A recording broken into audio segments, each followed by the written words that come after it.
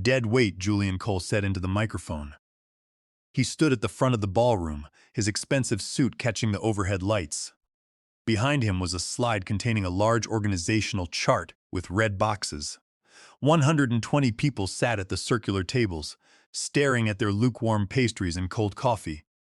Julian said it like a joke, chuckling as he looked around the room, but his eyes were completely flat.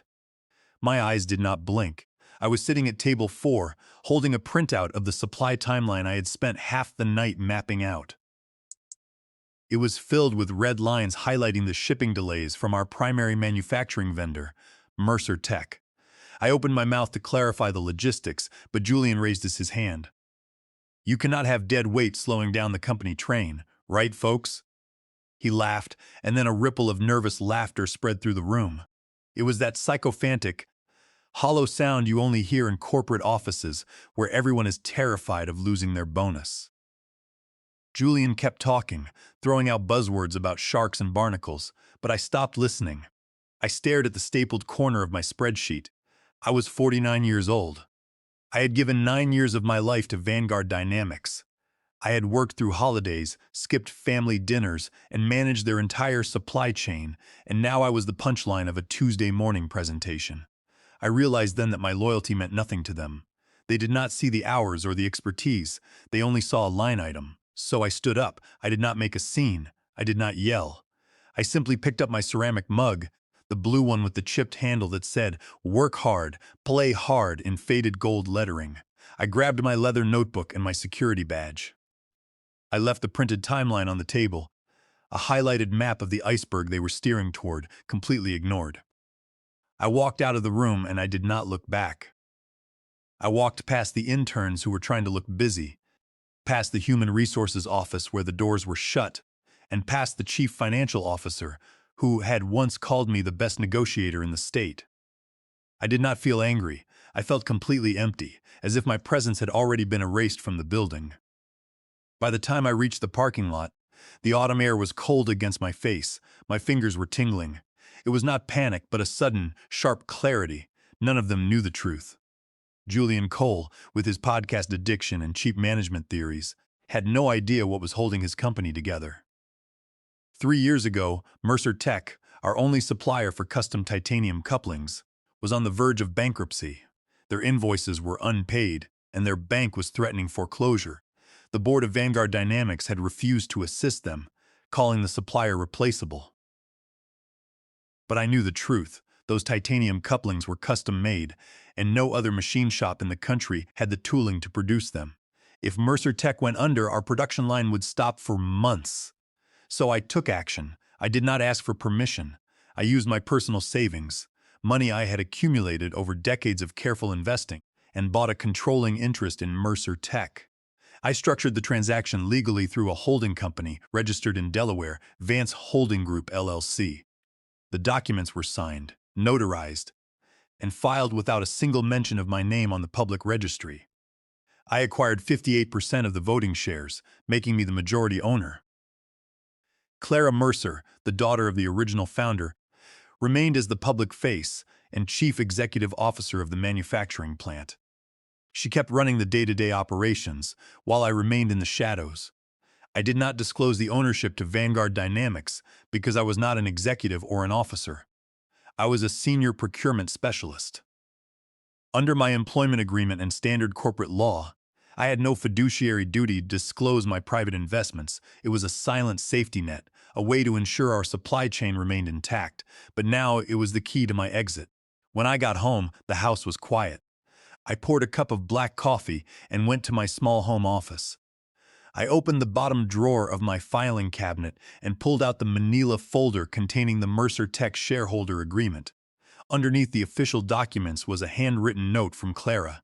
It said, "You saved this company, and we will stand by you."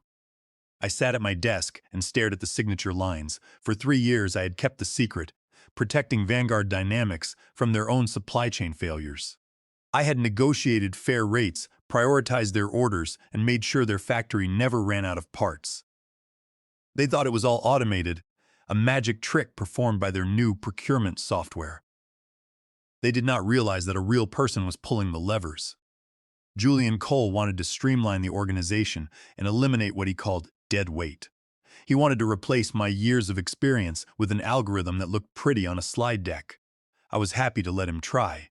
Sometimes, the only way to teach someone the value of a foundation is to walk away and let the roof collapse on their head.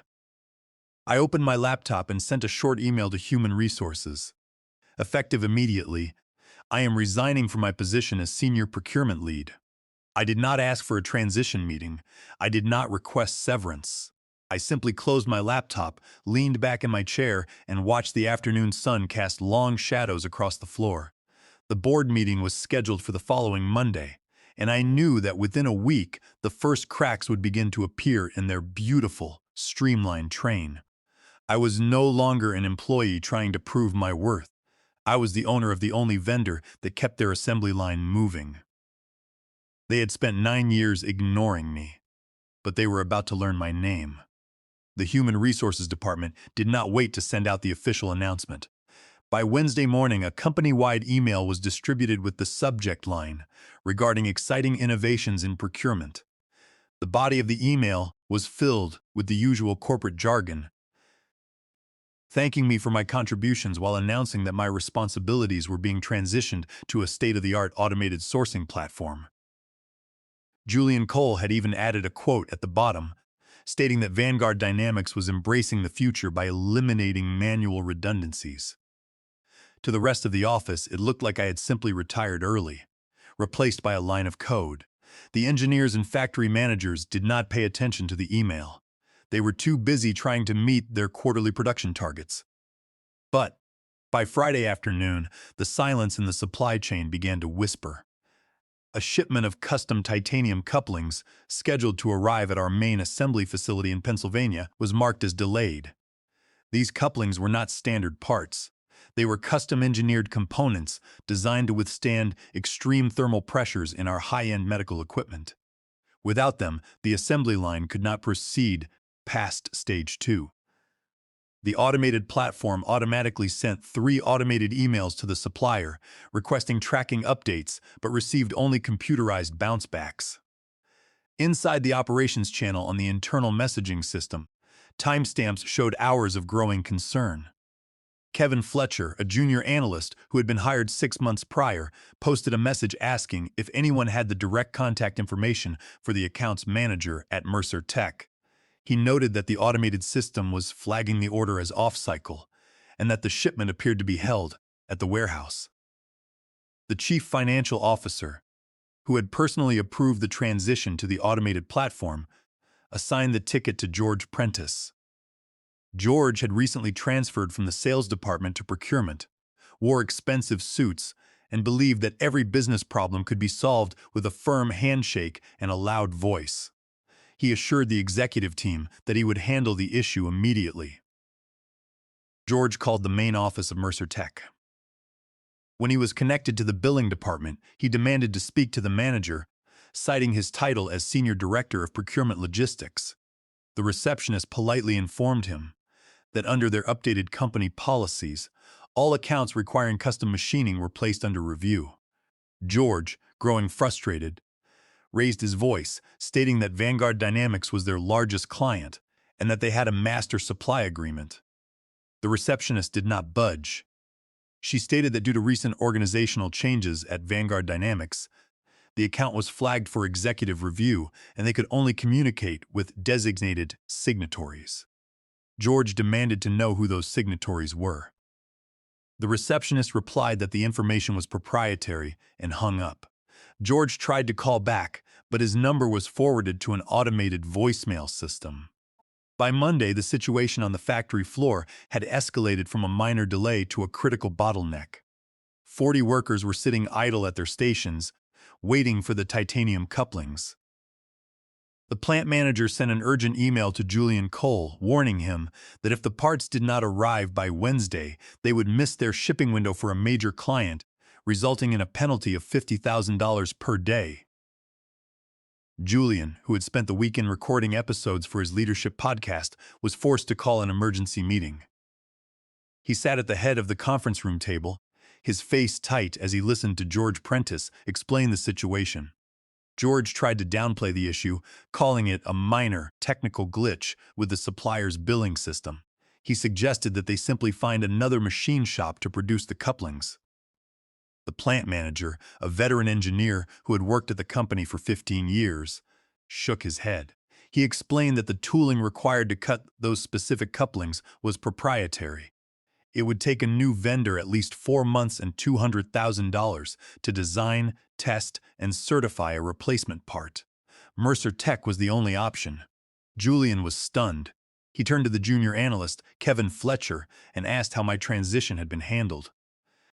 Kevin admitted that I had kept all the vendor relationships in my head and that the automated system had no record of the specific purchase orders or the private agreements I had maintained. Julian grew furious, demanding that someone find my personal phone number. He ordered human resources to call me and offer me a temporary consulting contract to resolve the issue. The human resources director called my number 3 times that afternoon, but I did not answer. I had already blocked their numbers. I was sitting in a quiet coffee shop, watching the rain tap against the window, drinking a hot cup of tea. I had already received a message from Clara Mercer, letting me know that George Prentice had tried to threaten their staff. She had followed my instructions perfectly. The trap was set, and the wheels of Vanguard Dynamics were grinding to a halt. They had believed that my 9 years of experience could be replaced by a computer program, but they were about to discover that a business is built on relationships, not software. Julian Cole had called me dead weight, but he was about to realize that without me, his entire company was just a hollow shell. By Thursday morning, the atmosphere in the executive offices of Vanguard Dynamics was thick with anxiety. The factory floor was completely silent, and the company was facing massive financial penalties from their clients. Julian Cole had called a second emergency meeting, demanding updates from the legal and logistics teams. In the middle of the meeting, at precisely 10:12 in the morning, a high-priority email arrived in Julian's inbox. It was copied to the chief financial officer, the head of compliance, and the company's external legal counsel. The subject line was dry and formal: notification of contract modification and governance update. The email came from the general counsel of Mercer Tech. Julian opened the email on the large screen at the end of the conference room. He skimmed the first paragraph and froze. The room went completely silent as the executives watched the color drain from his face. He stared at the screen, his mouth slightly open, looking like a man who had just watched his house slide into a sinkhole. Without saying a single word, he closed his iPad, stood up from his chair, and walked out of the room, leaving his laptop open on the table. The executives exchanged bewildered looks. George Prentice, curious and desperate, leaned over and read the email aloud. The message was brief but devastating. Under the terms of the Master Supply Agreement signed 5 years ago, specifically Section 14.4, Mercer Tech reserved the right to reevaluate and modify all pricing and shipping terms if Vanguard Dynamics made any unilateral changes to their designated procurement representative. That representative was explicitly named in the contract as Gerald Vance. Because I had been constructively discharged and replaced by an automated system without prior consultation, Mercer Tech was exercising their contractual right to suspend all active orders pending the execution of a new agreement. The email went on to state that Mercer Tech had undergone a governance restructure. Under Title 8, Section 228 of the Delaware Code, the majority shareholder of the company had executed a written consent to remove the former board of directors and install a new chairman. The new chairman held 58% of the voting shares through Vance Holding Group LLC. All future communications, negotiations, and contract approvals were to be directed solely to him. At the bottom of the email was a digital signature, clean and sharp: Gerald Vance, chairman of the board. The conference room was silent for a full minute. No one breathed. Finally, Kevin Fletcher, the junior analyst, whispered, "Is that the same Gerald we fired last week?" The chief financial officer sat back in his chair, his hands shaking slightly. He realized the magnitude of the disaster. I did not just work for the supplier, I owned it. I had used the very legal structures they relied on to build a fortress around their supply chain. My holding company, Vance Holding Group LLC, had quietly acquired the majority stake during Mercer Tech's restructuring 2 years ago. Because I was a standard employee and not an officer of Vanguard Dynamics, I had no legal obligation to disclose my personal investments, a point that our head of compliance confirmed with a grim nod. The legal defense was bulletproof. There was no conflict of interest, no breach of fiduciary duty, and no violation of federal or state laws. I had simply purchased shares in a private vendor with my own money. Julian Cole had wanted to cut costs by eliminating my salary, and in doing so, he had triggered a clause that allowed me to set the price for their entire business. The master supply agreement was now voidable at my discretion. If they wanted the custom titanium couplings, they would have to negotiate with the man they had publicly humiliated. The chief financial officer immediately called a recess and ordered the legal team to draft a response. They tried to find a loophole, reviewing the employment contract and the supply agreement for any sign of non-compete violations. But there were none. I had never shared proprietary information, and I had never diverted business. I had simply protected the supplier that kept Vanguard Dynamics alive. By Tuesday afternoon, the board of directors of Vanguard Dynamics was notified of the situation. Several members were furious, demanding to know how a senior procurement specialist had managed to outmaneuver their entire executive team. One board member, a woman who owned a substantial share of the company, pointed out that the automated system Julian had promoted so heavily had failed to detect a massive risk in their supply chain. She asked if anyone had bothered to speak to me before Julian made his speech at the ballroom. No one answered. They had all been too busy applauding Julian's presentation to notice that they were firing the only man who held the keys to their factory. I was sitting in my study at home, reading the draft response from their legal counsel. It was filled with desperate threats of litigation, claiming that my actions were in bad faith. I smiled as I deleted the email. They were still trying to play the corporate bully, but they no longer had any lunch money. I had spent 9 years watching them treat people like software, and now they were about to learn that a contract is only as strong as the respect between the people who sign it. The formal threats from Vanguard Dynamics corporate counsel lasted exactly 48 hours. They sent long, aggressive letters accusing Mercer Tech of antitrust violations and tortious interference. Our legal team, led by a sharp contract attorney in Philadelphia, responded with a single page, citing the explicit language of Section 14.4 and the Delaware Corporate Registry. We reminded them that Mercer Tech was a private entity under no obligation to sell custom components to a client that had violated the terms of their master agreement. If they wished to pursue litigation, they were welcome to file a lawsuit. The courts would take at least 18 months to hear the case, during which time their assembly line would remain completely dark. By Friday evening, the tone of their correspondence changed. The threats of lawsuits disappeared, replaced by polite requests for a meeting. Julian Cole did not send the emails himself. He had his assistants handle the communication. Finally, on Saturday morning, I received a direct text message from Alan, a senior procurement manager who had been my colleague for 5 years. He was a decent man who had always stayed out of the office politics. He asked if we could meet privately off the record to discuss a resolution. I agreed, suggesting the lounge of the Montclair Hotel on Sunday morning at 11 o'clock. The Montclair was a quiet, upscale hotel across town, filled with leather chairs and dark wood paneling, a place where people went to make deals without drawing attention. I arrived 5 minutes early, carrying my laptop bag. Alan was already sitting in a corner booth, sweating through his collar and staring at a blank notepad. He stood up when I approached, offering his hand. I did not take it. I simply sat down across from him and ordered a black coffee. Alan looked at me, his eyes tired. "Gerald," he said, "this is a mess. The factory is shutting down, and we are losing millions of dollars. Julian is in a panic, and the board is breathing down his neck. Can we please just go back to the old rates? We can write a new contract and guarantee your position." I took a slow sip of my coffee. The coffee was strong and hot. I looked at Alan. "We do not have a working relationship anymore, Alan," I said quietly.